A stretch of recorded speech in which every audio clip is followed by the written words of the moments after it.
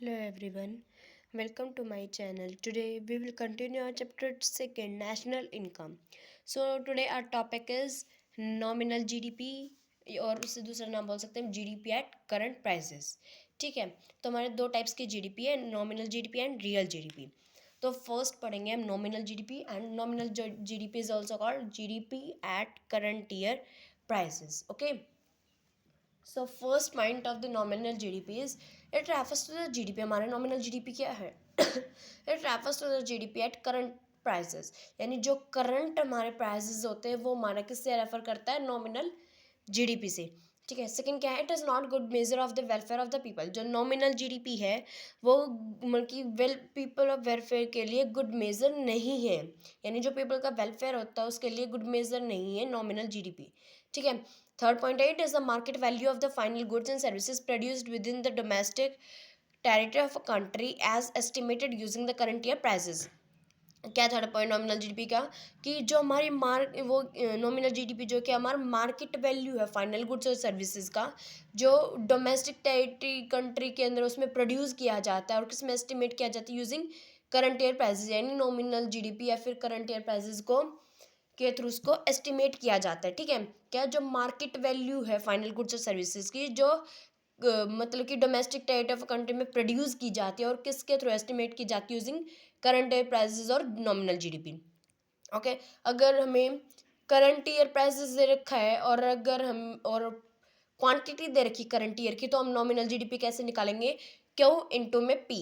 क्या nominal GDP equals to Q into में P. Q refers to the quantity of the current year and P refers to the price of the current year. ठीक है. Second GDP क्या आता है? Real GDP और GDP at constant prices. Real GDP को क्या बोलते हैं? GDP at constant prices. Okay. तो रियल जीडीपी क्या है? It refers to the GDP at constant prices. Real GDP क्या हमारा? रियल जीडीपी किस रेफर करता है? Constant prices. कांस्टेंट प्राइसेस को क्या बोल सकते हैं? Base year prices. ओके.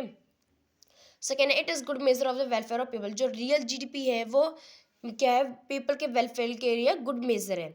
ठीक है. थर्ड क्या है? It is a marketed value of final goods and services. ये भी जो है रियल जीडीपी जो वो भी मार्केट वैल्यू क्या है? Final goods and services. Final goods और सर्विसेज की मार्केट वैल्यू जो वो डोमेस्टिक टेरिटरी के अंदर प्रोड्यूस की जाती है वो एस्टिमेट किस में की जाती है? बेस ईयर में. और रियल जीडीपी का फॉर्मूला क्या है? क्वांटिटी इंटू में बेस ईयर प्राइसेस. क्या है? क्यों refers to the quantity of current year and P star का मतलब पी के ऊपर स्टार होता है, ये से बोलते हैं price of the base year. ठीक है. क्या है? नॉमिनल जीडीपी का क्या होगा? अगर हमें बेस ईयर या फिर करंट ईयर के प्राइसेस दे रखे हो तो क्या होगा? नॉमिनल जीडीपी का होगा quantity of current year into में प्राइस ऑफ बेस ईयर और रियल जीडीपी का होगा quantity of current year into में प्राइस ऑफ बेस ईयर. ठीक है. ये था नॉमिनल जीडीपी और रियल जीडीपी. इनके डिफरेंस पेपर में मेनली पूछा जाता है. So please do it in your notebook and now we will do the next topic. Students, now next topic is conversion of nominal GDP into में real GDP. ठीक है. क्या है? नॉमिनल जीडीपी और रियल जीडीपी कैसे निकाले? अगर हमारा प्राइस इंडेक्स जो है वो गिवन हो तो क्या है? रियल जीडीपी कैसे निकालेंगे? नॉमिनल जीडीपी अपॉन में price index into 100. Price index जो हमें क्वेश्चन में डायरेक्टली गिवन होगा और रियल जीडीपी में क्या दे सकते हैं? जीडीपी एट कांस्टेंट प्राइसेस या GDP at base year prices. Okay. तो रियल जीडीपी कैसे निकालेंगे? नॉमिनल जीडीपी अपॉन में प्राइस इंडेक्स इंटू में 100. ओके.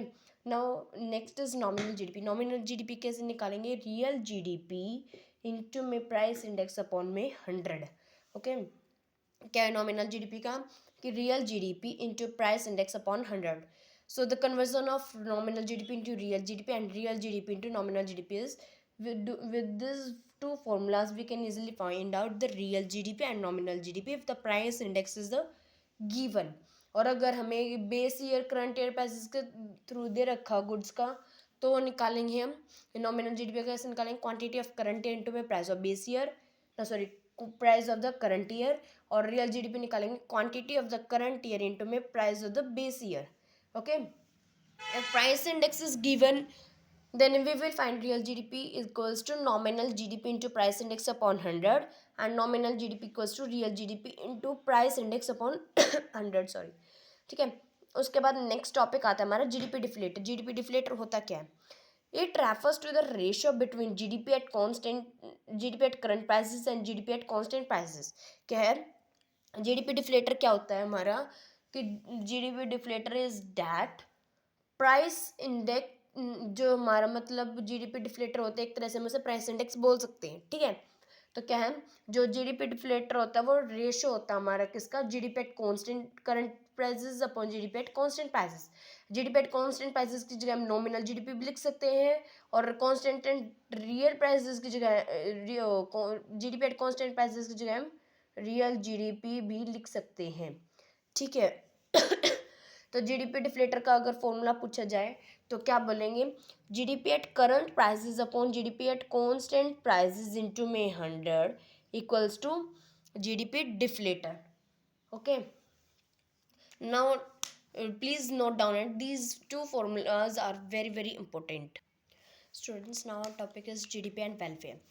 GDP and welfare यानी GDP जो है GDP में वेलफेयर किस चीज़ की वजह से होता है मतलब कि हमने नॉमिनल जीडीपी पढ़ा था और रियल जीडीपी, ठीक है। तो नॉमिनल जीडीपी और रियल जीडीपी में से मैं बताना है सिंपल कि हमारा गुड वेलफेयर कौन सा है, रियल जीडीपी है नॉमिनल जीडीपी है। तो हमने पढ़ा था real GDP is considered as the good welfare of people, ठीक है।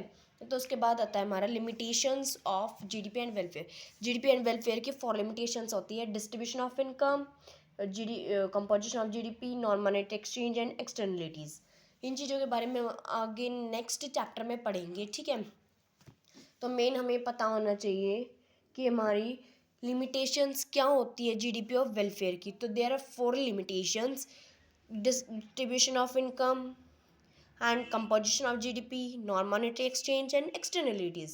So क्वेश्चन में मेनली नाम भी पूछा जाता है कि भाई how write the name of the limitations of the GDP and welfare.